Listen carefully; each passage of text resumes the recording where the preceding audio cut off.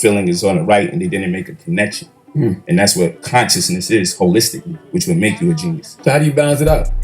Well, what are some of the exercises you could do? Oh, balancing it out. One of the best things to do, because it's called a living language, is to eat live food or to take good herbs like cockadula, sarsaparilla, cheney root, monkey ladder, greenback. These are herbs.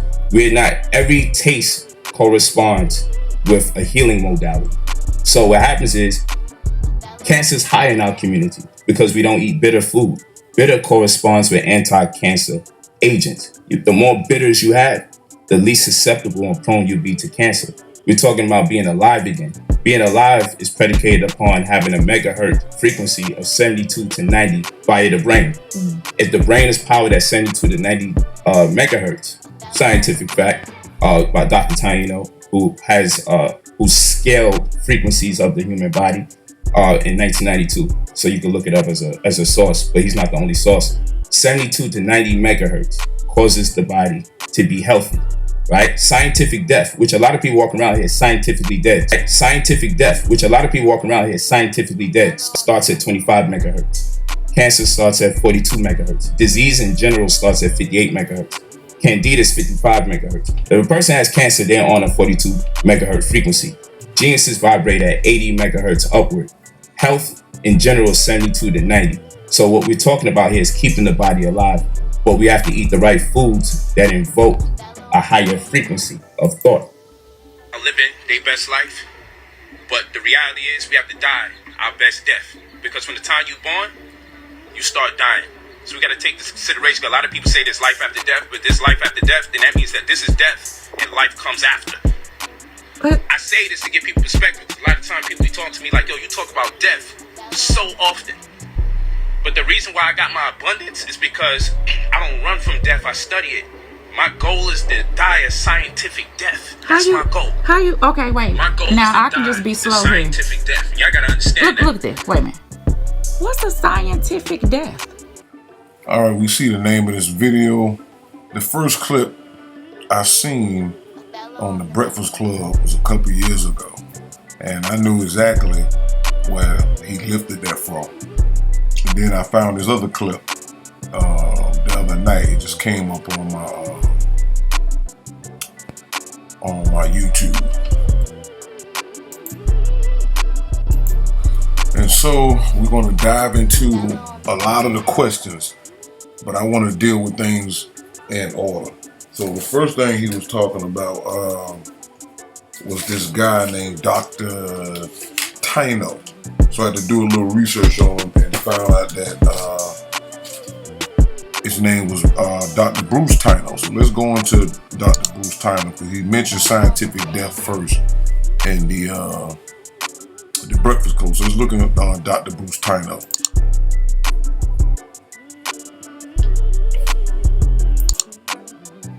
Alright, so Bruce Taino was born May 16, 1944, December. He died December 31st, 2009.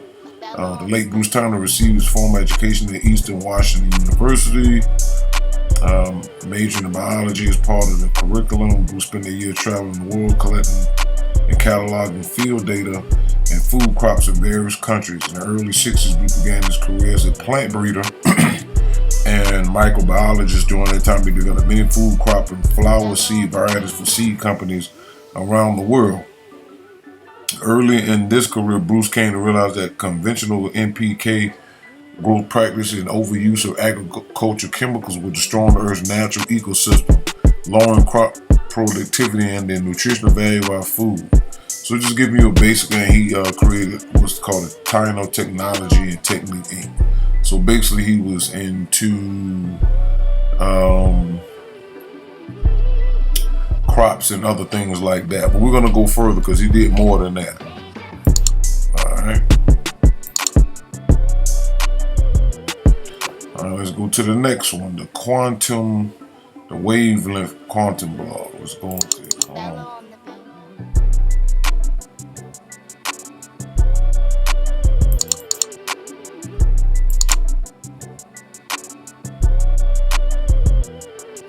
Alright, Bruce Taino and the Taino Technology. So here It's in 1992, Bruce Tino of Tino Technology, this who Polight was quoting, is an independent division. It's Eastern State University in China, Washington, built the world's first frequency monitor. Tino determined that the average frequency the human body during the day is 62 to 68 hertz. When the frequency drops, the immune system is compromised. If the frequency drops to 58 hertz, cold and flu symptoms appear. Below the frequency of 62 hertz, the body is more weakened and exposed to the appearance of diseases. So we got all this stuff, brain frequency of a genius, 80 to 82 megahertz. This is what Polight was just memorizing. Brain frequency range 72 to 90. Normal brain frequency 72. Human body frequency 62, 78. Human body, thyroid, TMO, heart rate, lung frequency, liver, pancreas, cold, flu, stuff like that. So that's basically what he was into allegedly, dealing with the megahertz and the frequency of the body. It said death starts at 25 megahertz. So again, the only way you're gonna know that is that he had to been studying and observing somebody who was dying. So who knows how ethical or unethical that was. He sold oils and frequencies and substances. Our vibrational frequency determines our food choices. Just as we eat, interferes with the frequency of our physical, emotional, mental, and spiritual matters. Alright, so we got a little bit of that. So he basically, according to Polight, gave him a lot of information on eating right. Alright, let's go to the obituary.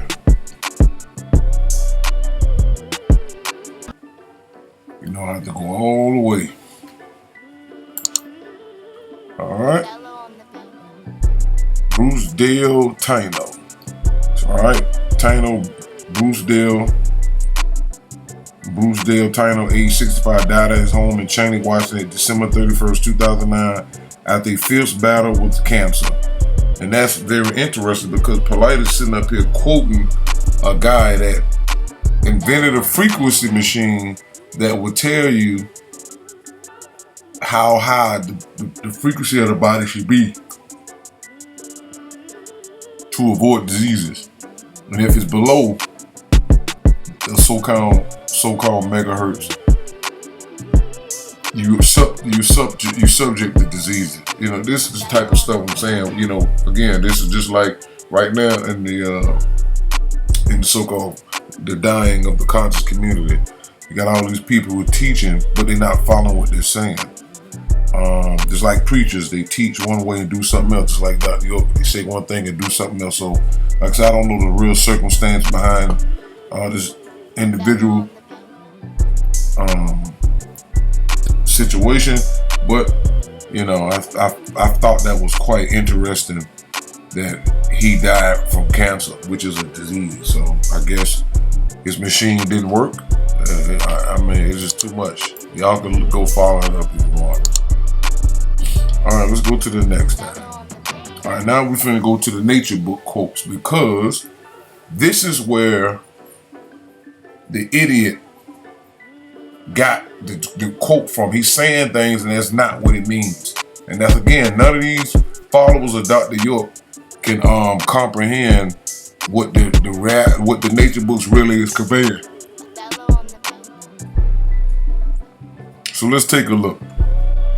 Listen to reason. This declination in all existence is called dorogenation, which is quarter 3 of the big circle known as the smack circle of order, and is the reverse and downward movement of the smack circle of order from tip-top existence. As the letter D at the beginning of the word dorogen signifies, see figure 6 and point 9 up north, the universe began to decline in standards, values, and qualities from point 9 north, because they are getting old and diminishing in power and strength, and will need a time of semi-relaxation and rest for revitalization purposes and the laws of nature. The laws of the opposites provide them with this opportunity as time goes on. The sons of the universe will suffer scientific death at point 6 west, see figure 6 in paragraph 185 and 7 in this paragraph. Moving counterclockwise, an evolution that is quarter 4 part of the smack circle of order begins and lasts until point 3 south. This is where we at right now. It's right here in the little corner. Evolution each time around does mark the beginning of mortals, such as Tarmine, mankind, and lower animals, plus perishable vegetation. Furthermore, evolution also marks the beginning of death and the dead. Mortals are those physical beings and spiritual beings who live a short time as compared to the lifespan of the original spirit gods and goddesses, and then experience physical demise, death, or spiritual dissipation and disintegration. Let it be remembered always, and let it be known. Nature Book 1, page 144. Listen to reason. When the top half of the smack circle of order is existing, see figures 4, 5, 6, and 7 in its topic, the cycle of true life is in dominion because the suns of true stars of the universe of nature are said to be scientifically living without any mental, spiritual, or physical death in the universes. But when the time expires for the top half of the circle of order to exist, the suns of the universes die what is called scientific death. And the number 999, which represents the top half of the circle and the living suns during the life cycle, then reverses itself to number 666 in order to represent the scientifically dead suns during the cycle of death, which is the bottom half. So when you listen to this idiot, the spirit is telling you through him that he's already scientifically dead. But the whole thing is everybody is scientifically dead, and we're going to go into that a little later as it goes. But again, him repeating this foolishness is because that information that he's spitting, he don't really get it. And that's why all of Dr. York followers get it wrong every time they try to verse us about the information, not understanding you need sound right reason to enhance your reasonability. And if you don't have it, only thing that sound right reason can do with an ignorant mind is give it information, not converse with it or nothing like that until further down, further up the line or the curve. All right, the scientifically dead suns during the cycle of death, which is the bottom half of the smack circle of order. So this number 666 will continue to represent the dead suns in and with less and less 6 ether power until the circle of order reaches the top half again at 0.6 east. See figure 6 and 7 again. It is true that every person, place, and thing existing are at 0.3 south of the circle right now as the writer types this scientific information known as noon. Let it be remembered, always let it be known. So again, him saying he want to die a scientific death is just ridiculous. It's already occurred by being mortal, by being born in the bottom half. Ignorance. Nature Book 1, page 160. Listen to reason. Like the suns and all other scientifically living beings, at 0.6 west, the beginning of evolution and death, counterclockwise on the smack circle of order, the flesh and blood gods and goddesses die ethereal scientific death, become subject to suffering and death in all its forms, including physical death. That's why I stopped there. Okay, Nature Book 1, page 170. All right, so as you can see, nothing he's talking about makes sense because he's misusing noon science to push a whole nother agenda. So that means, think about all other information he done threw out there off the top of his head, and people just flowing because it sounds good. Nature Book 1, page 170. All right, so now we in the 9 ball, count 2, liberation information. All right, so we're gonna focus on 6 ether.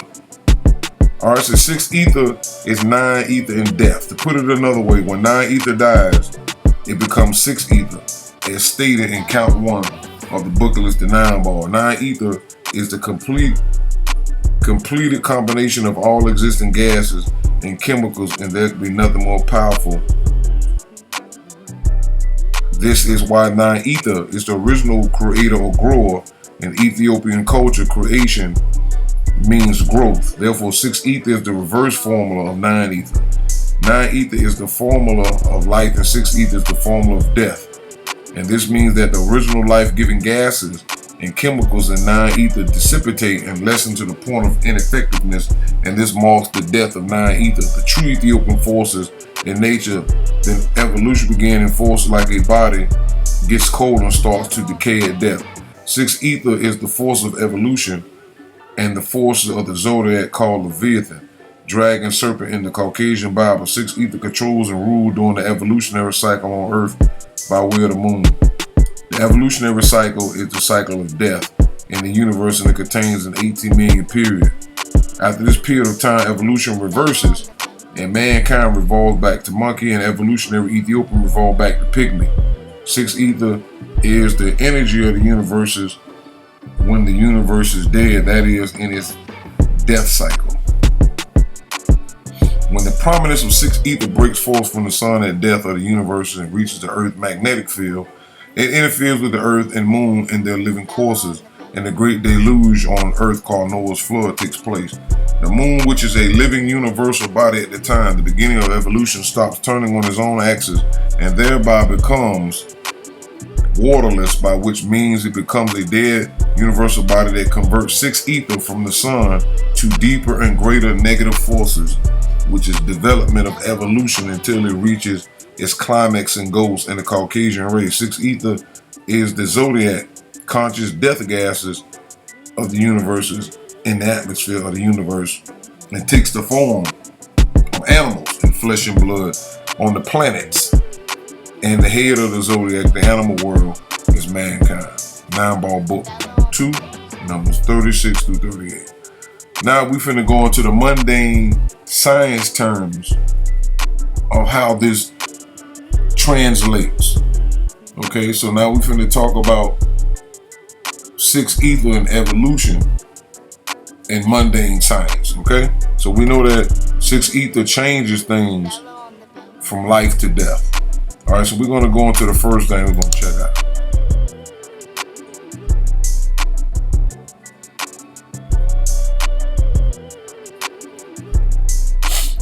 Which I mentioned this a few times.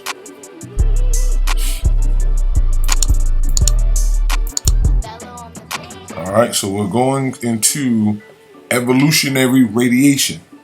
All right, so this is not to be confused with adaptive radiation. And evolutionary radiation is an increase in taxonomic diversity, right? Taxonomic means in biology, taxonomy is the scientific study of naming, defining, circumscribing, and classifying groups of biological organisms based on shared characteristics of organisms or group. And to taxa, and these groups are given a taxonomic rank. Groups of given rank can be equated to form and more. It goes on. All right, so now we're talking about diversity that is caused by rates of speciation. All right, now speciation is the evolutionary process by which populations evolve to become distinct species. The biologist Aurelia F. Cook coined the term in 1906 for cladogenesis, the splitting of lineages, as opposed to anagenesis, the phyletic evolution within lineages. All right. So now we're going into different branches of what evolutionary radiation does, as far as the Caucasian has put in his schools. All right, so they said speciation that may or may not be associated with the increase of morphological disparity. Radiations may affect one clade. All right, a clade is also known as a monophyletic group or natural group, is a group of organisms that are monophyletic, which is composed of common ancestor and all its lineage descendants on a phylogenetic tree, rather than the English term, the equivalent Latin cladius.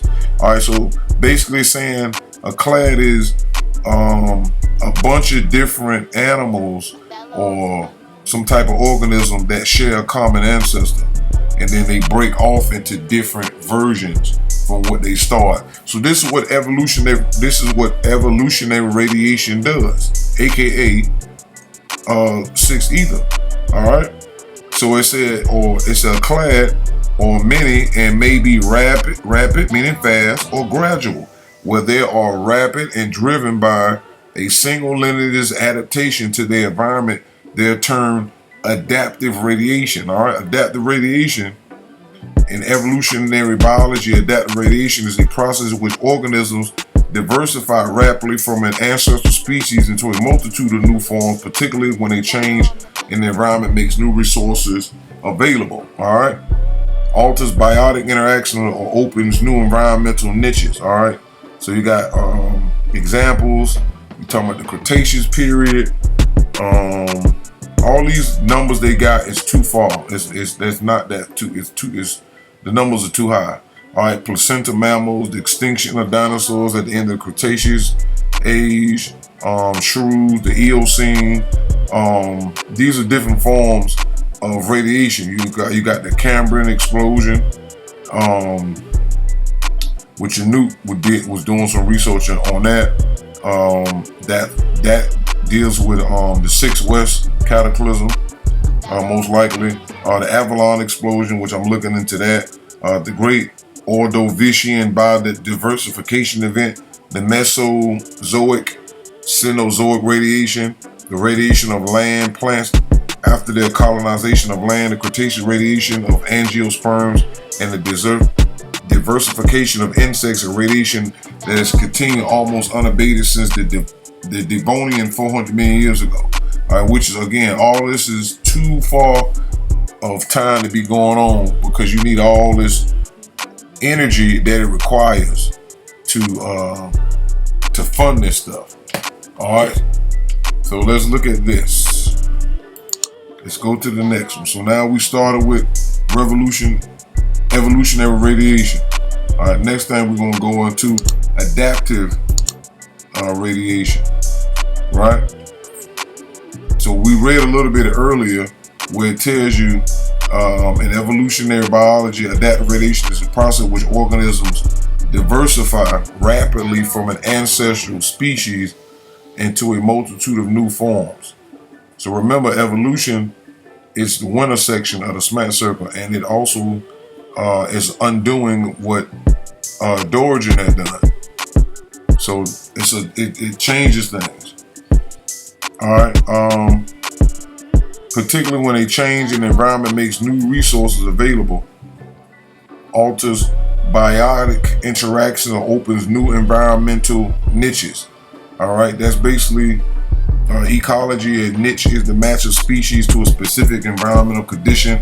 It describes how an organism or population responds to the distribution of resources and competitors, how it is turned alter those same factors. All right, so again, these are just things, the way the planet naturally works, and wherever these insects or animals end up at, originally their ancestors, had to come from the planet, which is egg shells and shapes and stuff like that, or egg formulas rather, in the nature books. All right, starting with a single ancestor, this process results in speciation and phenotypical adaptation. All right, this is basically, in genetics, the phenotype is the set of observable characteristics of traits of an organism. The term covers the organism morphology or physical form and structure, its development processes, its biochemical and physiological properties, its behavior, and the product of behavior. All right, we have morphological and then physiological traits. The prototypical example of adaptive radiation is finch speciation on the Galapagos Darwin finches, but examples are known from around the world. So again, you have what they are calling adaptive radiation, which it changes things in organisms and causes them to split off and go into different characteristics. Okay, so phenotype deals with hair and all this other stuff like that. Things become different as time goes on. All right, now we have background radiation.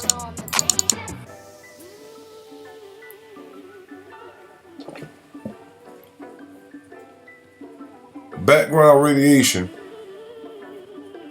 is a measure of level of ionizing radiation present in the environment of a particular location, which is not due to deliberate introduction of radiation sources. Background radiation originates from a variety of sources, both natural and artificial. These include both cosmic radiation, right? Cosmic radiation or cosmic rays are high energy protons and atomic nuclei that move through space at nearly the speed of light. They originate from the sun, from outside of the solar system in our own galaxy, and from distant galaxies. Upon impact with Earth's atmosphere, cosmic rays produce showers of secondary particles, some which reach the surface, although the bulk is intercepted by the magnetosphere or the heliosphere. All right, so basically you're just talking about cosmic rays either from our star or distant stars, and since we're talking about the evolutionary period, that energy changes the forms of person, places, and things. That's what 6 ether does. It undoes what 9 ether has done. All right, so cosmic rays is part of what they call the background radiation. That's what the scientists are calling it. So it's different parts of this science. The science is great. A lot of them still trying to figure out certain things that the nature book speaks about, but it's a lot of research. I just wanted to go into that real quick. All right, so we got that down. Background radiation. All right, what's next? All right, so now we have this. Let's go into this. All right, now it's background radiation, also called cosmic radiation, right? And evolution of what? Life on Earth, roles of environment, adaptation, and selection. The role of ionizing radiation in general and cosmic radiation in particular in the evolution of organisms on the Earth by adaptation and natural selection is considered in a series of questions. 1. Are there times during the evolution of the Earth and of life when genetic material could be exposed to heavy ion radiation? 2. Throughout the course of chemical and biological evolution on the Earth, what fraction of environmental mutagenesis could be attributable to cosmic and/or solar ionizing radiation? 3. Is ionizing radiation an agent of adaptation or selection, or both? 4. What can the cladistic of the evolution genetic repair tell us about the global history of genotoxic selection pressures? How much genetic diversity can be attributed to the selection of radiation damage repair process? So once again, this is showing you these some of the abstracts, because 9 ether causes our ancestors, the pygmy gods, to change into different things, and then in the positive, and then when 9 ether dies and turns into 6 ether, 6 ether then transforms them from 9 ether to 6 ether at the time when that occurred, and then we are like descendants of them. So we've been altered throughout this evolutionary process, and this is what these scientists are talking about. So now they're talking about cosmic radiation and ionizing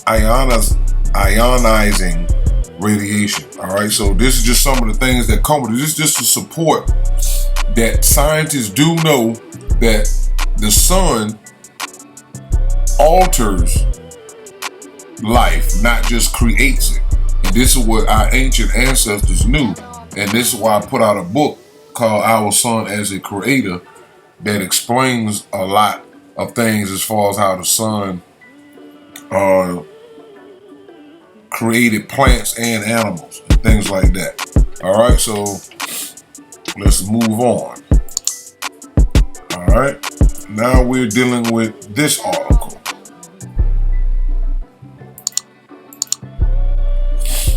All right, so now, since we read some of the change that the books in the nature books talked about how our ancestors were able to change forms at will,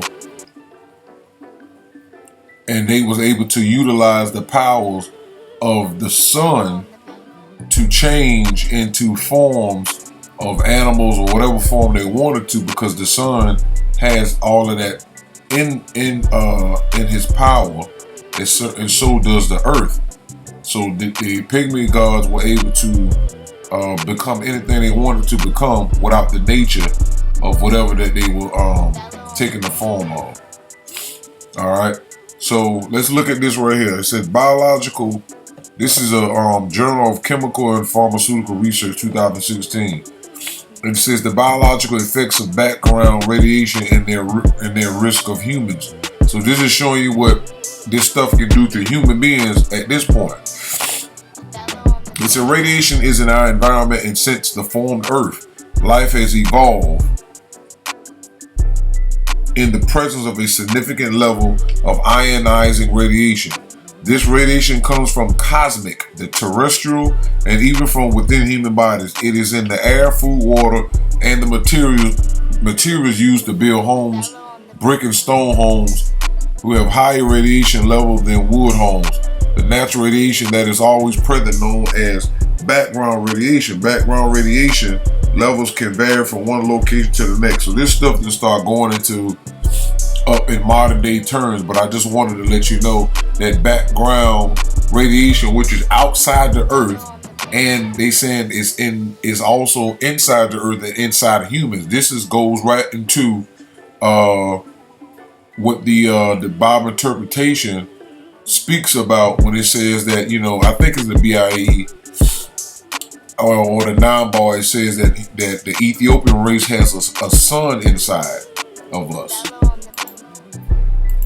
All right, so right here in Bible interpretations, right, number 82, it says Cheops was the last of the real powerful Ethiopian kings of Egypt, because after Caucasians were allowed into northern Africa and Western Asia, the morals and mentality of the population weakened. Caucasians emphasized racial differences, and Phoenicians, who were in a much better power position than Caucasians, capitalized on those racial differences and took over rulership of Egypt from Ethiopians, as was predestined by the cycle of nature.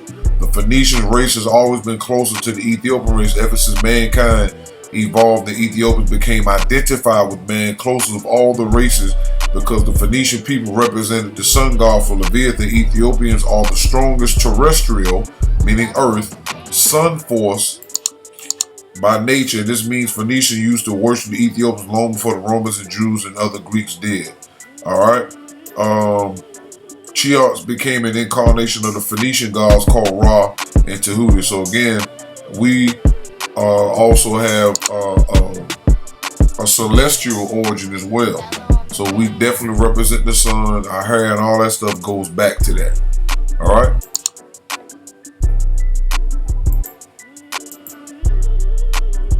So if you come to our website, find9news.com, you'll see I got a couple of books. This one here, The Son of Ra,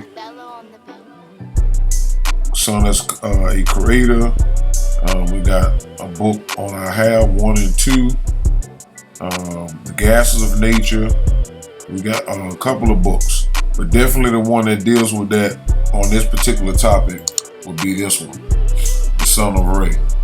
Okay, so just wanted to show that real quick. All right, so now we're going to get down to the Nupu symbol and the Nahu symbol to kind of break this thing up even more so. So now we know that 6 ether is gamma rays, and that is what powers evolution coming down the left side. All right, now the color red stands for infrared positive radiation in the top half of existence, which is the dominant radiation that comes from the stars, and that redness is found in the vegetation according to the nature books, pages 205 to 206. Let me correct that.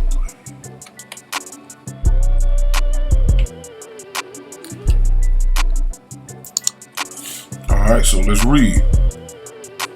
Listen to reason. The gods and goddesses, physical and spiritual, of the life cycle top half of the order can change their forms at will to any animal form they wish, but their nature does not change the animal nature, as in bottom as in the bottom half of the circle, for they are existing in the non-animal's time zone during the time that the life cycle exists. The world of life, the life cycle, is altogether different, of course, from the world of death, the death cycle. See figures 4 and 5 in part 2 of this book. For example, there are no physical sex intercourse and no kind of death. All spirit beings, all spirit gods and goddesses are visible and purple in color, and all flesh and blood gods and goddesses are jet black in color with kinky hair by nature. Though physical animals exist who have animal nature, in addition, instead of the sky being blue, as we now see it in the world of death and the dead, it is lighter purple, like lavender or lilac in the world of life and the living. Instead of vegetation being basically green as we see it today, it is basically rust red during the cycle of life. Instead of ocean water being bluish as we see it now, it is purplish in color during the life cycle, and so forth for all parts and members of the absolute almighty nature. Let it be remembered always, let it be known.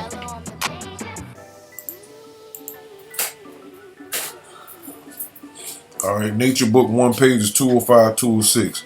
Following is the gematria for infrared and how it connects with 9 ether.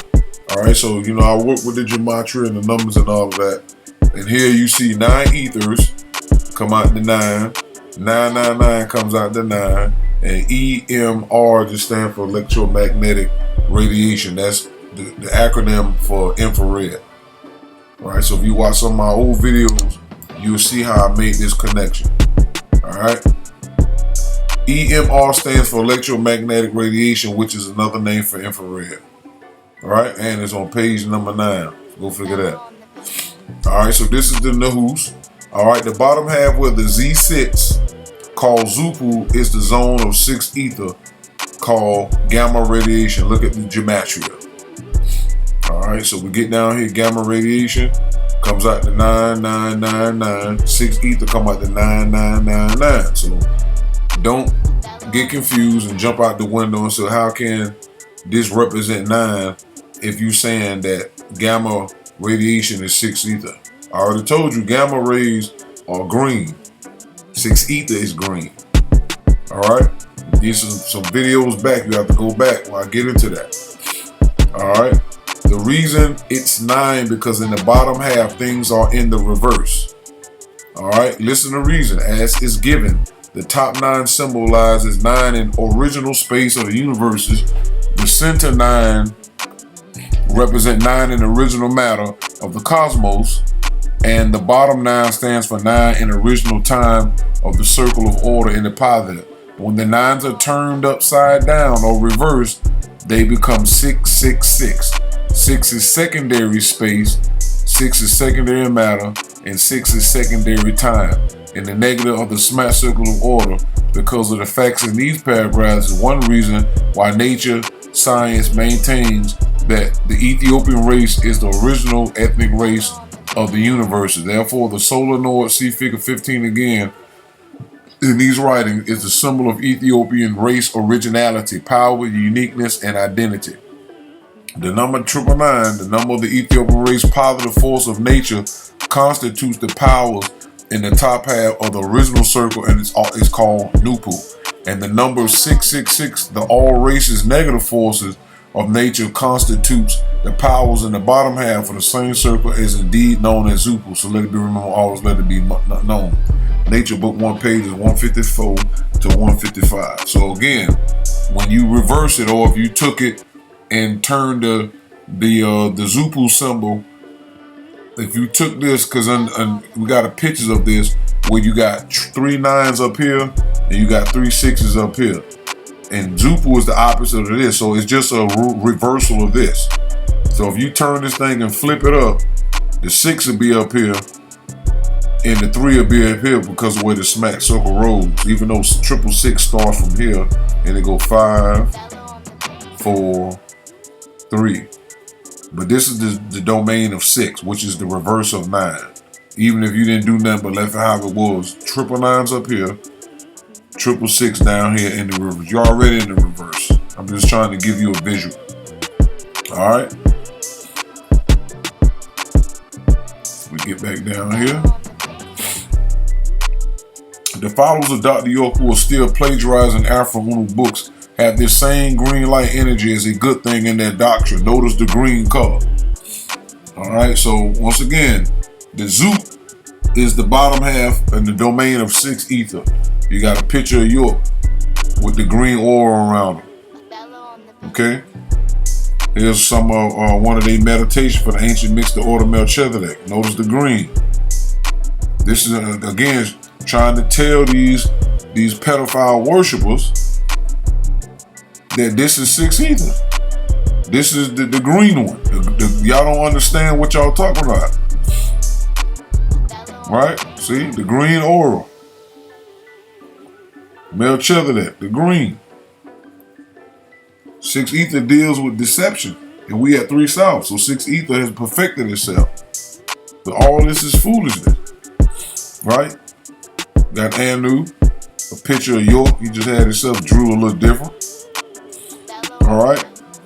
This come out in the holy tablets. So Anu manifested himself, the unformed, informed to be detectable, and logged in what's called time and space, and that energy became as a light, a color, and light, which is the presence of some, and the color green is growth, as in life through herbs, vegetation, and trees of the land, and allergies of the seas. The color green is conceived between the blue seas, water, and the color yellow, sun rays, the fourth color, the prism, the fourth point in growth or creation, the mental plane. The crystal essence became divided into 2 parts. One was extremely pure and luminous, however, the other appeared to the vision of the intellect to be inferior to the first. The first was called light, the pure light of the Anunnaki, Seraphim, those agreeable beings grow, and the second was called fire, the impure amber light, the light of the Anunnaki, Garabat, cherubim, those disagreeable beings, destruction. Even in Brother Polight's co-written book by him and Renentet, called In My Father's House of Many Mansions, book page 8, is the altered term nature of our nature, which was basically lifted by Dr. York from Afro Uno's book, Introduction to the Nature of Nature. So this is the title of his book. I got Renentet, Deities of Nourishment and Finance, the Nature of Our Nature. And here's the book that Afro Uno wrote, Introduction to the Nature of Nature. Listen to reason. Introduction, book 1. So that concludes my presentation, and I hope everybody enjoyed themselves. And Sabian the Wapians, stop stealing. True me the cosmic peace in wartime. But the reason why I got my abundance is because I don't run from death, I study it. My goal is to die a scientific death. That's my goal. Okay, wait. Like, damn. You know what? I could die right now. Because I accomplished everything I wanted to accomplish. I got to be with the women I ever wanted to be with. I got the vehicles I ever wanted. You know, all the toys. Most importantly, I set up wealth stewardship. I employed wealth stewardship to the point that I know if I'm not here, my work ethic will perpetuate itself within the confines of the lives of the people that I love and trust. Bello on the beat.